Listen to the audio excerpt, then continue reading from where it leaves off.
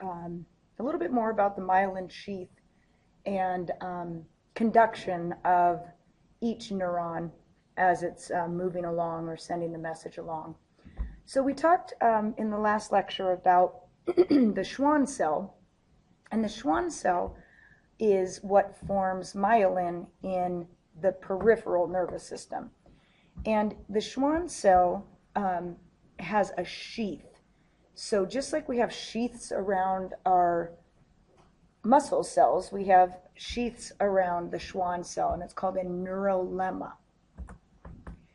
So you can see that when the myelin sheath is being formed by the Schwann cells in the peripheral nervous system, as the cell wraps around the axon of the neuron, it then kind of continues to roll, form these nice concentric circles around it. They call it a jelly roll because it kind of just continues to wrap around the axon.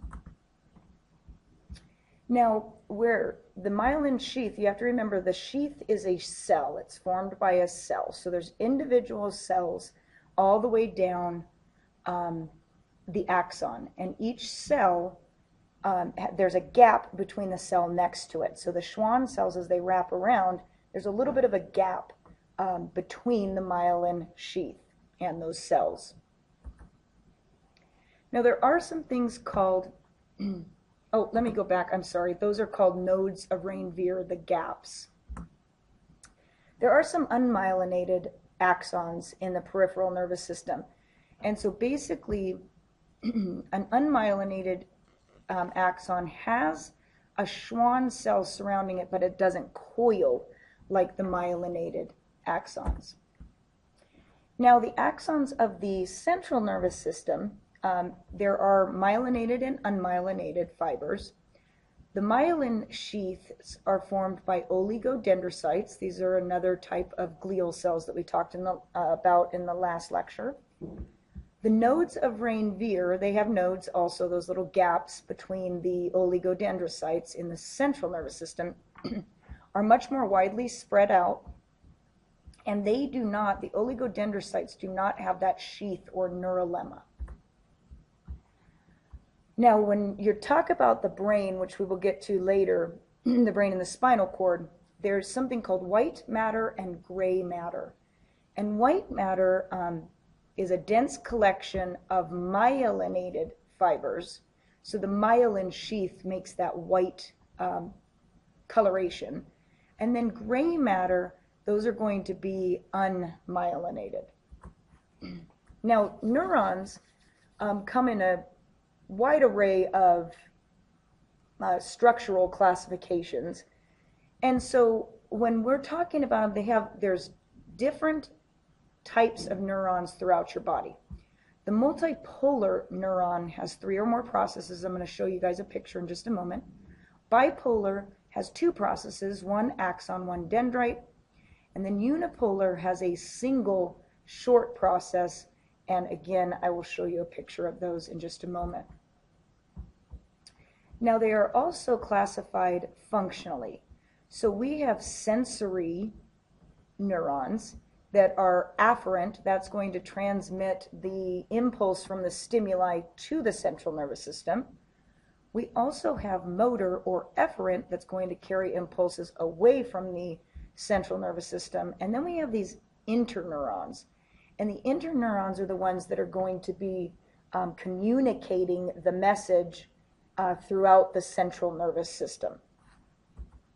So these are the structural classes that I was talking about. So we have multipolar. You can see it has many processes. So we have many dendrites and then an axon that comes off the cell body.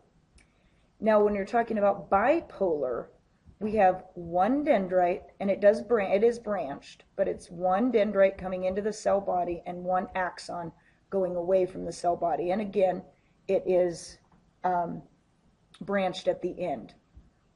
Now, unipolar's very unique because unipolar, it has 1 continuous process, even though part of it is going to be considered the dendrites, the receptive endings. We're going to have then one continuous process that goes all the way through, but then the cell body is going to be off to the side. We still are going to receive the message here, so we're still going to call those dendrites. Now, when we have myelinated neurons and we have those little gaps called nodes of Ranvier between the cells, we go through a process called saltatory conduction. So as the message is being passed from the dendrites to the cell body to the axon is the portion that is myelinated. And so when there is myelin around the axon, the message goes faster because it jumps from node to Ranvier and node to Ranvier, meaning that it's going to kind of gather at the axon, go through the myelin, but then it gathers again, the message gathers again at that gap instead of the message being able to get scattered along the way. So you can see here's those nodes of Ranvier. So here's the myelin sheath, here's the node, and so the message just jumps from node to node, and at the node of Ranvier, that's when it's going to kind of concentrate the message again, and so none of the message is lost throughout. Unfortunately, there are diseases that can eat away at the myelin sheath.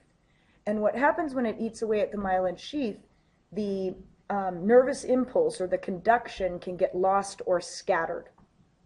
So multiple sclerosis is an autoimmune disease. It has all kinds of different symptoms. These are just some of the symptoms of it, but there are all kinds of different symptoms. But it's going to be a lot of weakness and muscular, or you're going to lose control of your muscles. And the reason that this happens is because the nerve fibers are either severed or the myelin sheaths wear down or become non-functional.